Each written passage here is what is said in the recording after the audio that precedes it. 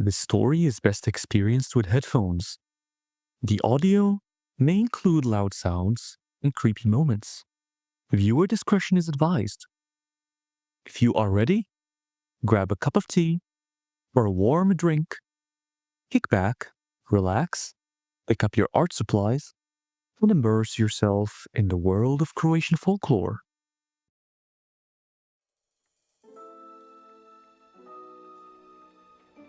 At the edge of the Velebit Mountains, a secluded village resides wrapped in fog and tranquility, home to our young lead, unaware of his awaiting fate. A humble farmer named Ante, who worked hard, broke little, and above all, loved and cared for his horse Zora. One morning, Ante awoke in panic. He had forgotten to put Zora back in her stall the night before, an uncommon occurrence. Perhaps Ante has been pushing himself too hard in the past week.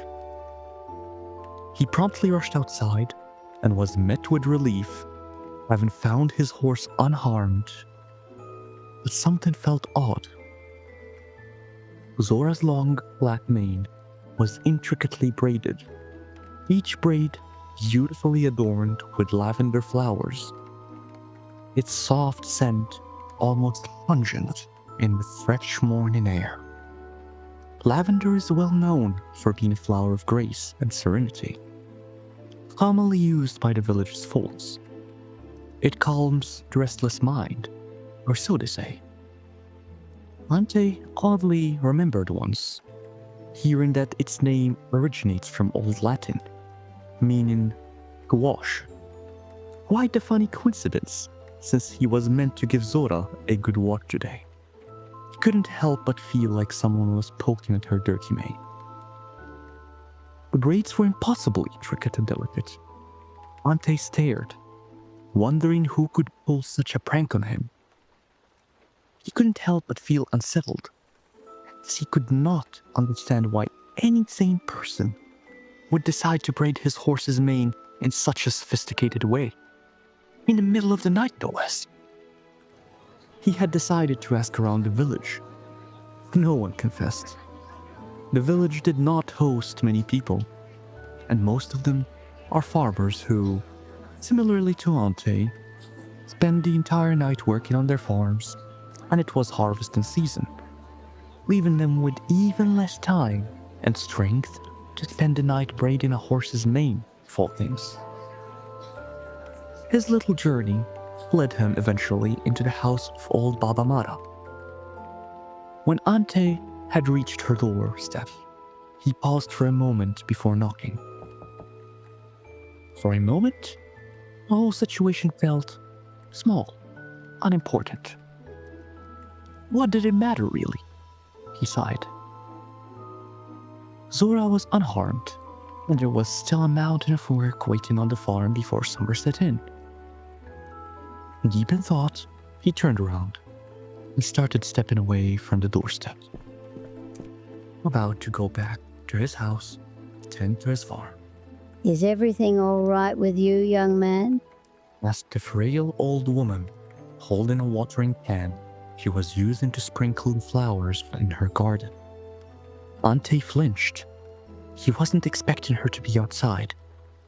Before he could think twice, he bursted out. Do you by any chance happen to see who braided the mane of my old girl Zora last night? Baba Mara arched an eyebrow and scowled. You would be wise to leave it be. If it's the Vila, it's best not to interfere. If anything, you should leave out some bread and milk to stay on their good side. She warned. The Vila, that name, in a flash, brought back pleasant childhood memories. Memories of a time when a young Ante would refuse going to bed, and his mom would always humor him and read his favorite book. On one of these nights, his mother read him a story about a mythical being, one that at first glance anyone would easily mistake for a human. and quite the attractive one no less. A beautiful young woman with golden hair, delicately braided and crowned with wildflowers, dressed in a long, flowing white gown that elegantly moved in the spring breeze. But how do I know if it's a villa when they look like humans, Mama? A young Ante would ask his mom after she had already finished reading his bedtime story. She gave him a small, knowing smile while gently tucking the blanket under his chin. The Vile don't like when you prey on their secrets. He'd whisper, glancing at the window as if one might be listening outside. But I'll tell you, if you promise me to sleep right after. She said teasingly. Ante nodded, wide-eyed, holding his breath in excitement. Even though they look so much like us, under their beautiful white dresses, they hide a pair of glistening horse hooves. To this day, he still remembers how, as a boy, he'd spend days watching pretty women pass by, waiting for the breeze to slightly lift their dresses, in a half-afraid hope of glimpsing whether they stood on feet or hooves. But none of that mattered now. After all, it was nothing but a mere child's tale his mom used to read to him, and this current situation was very real and happening. He marched back home deep in thought, paying no mind to poor old Baba Mara's gentle offer to stay for lunch, her words drifting past him unheard. The braids itched at his mind all day. He decided that night he would leave Zora outside again, and he would hide behind a haystack, determined to catch the mysterious prankster. And so he did. Morning came, sunlight warming his eyelids. Ante bolted upright, cursing. He'd fallen asleep. He looked around and saw her. Zora stood calm, and again, her mane was beautifully braided, even more intricate than last time. Determined not to fail twice, Ante laid out a plan. That evening, he brewed himself a strong concoction of bitter coffee and herbs.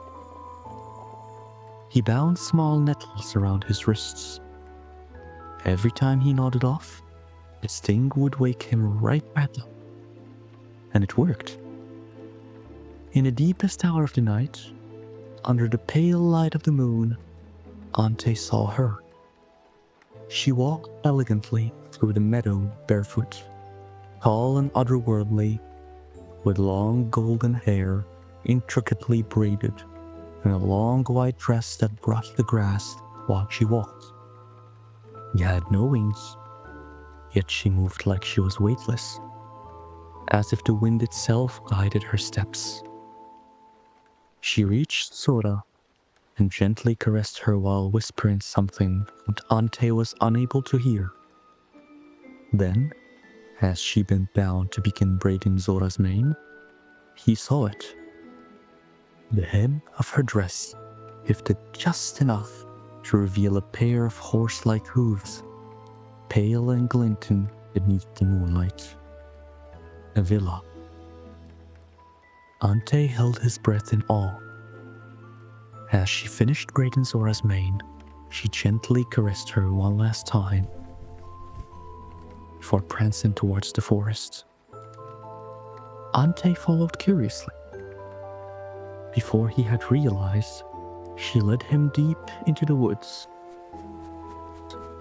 where a hidden lake shimmered under the pale moonlight. There, silently waited 11 other villae, forming a perfect circle, barefoot and weightless.